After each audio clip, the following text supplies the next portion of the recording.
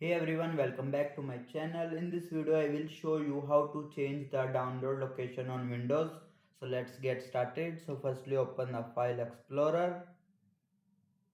Now right click on the downloads folder. Here you will see the properties. Click on the properties.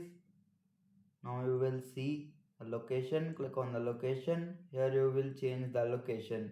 Like now the download folder is C users account downloads. You want to change this whichever we can change like this, then click on apply, then OK.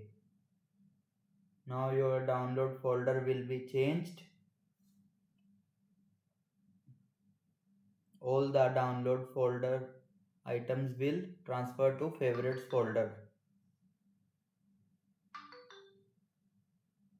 and that's it. Now your download folder location has been changed successfully. If this video helped you, press like, subscribe and turn off notifications for more tech tutorials. Thanks for watching.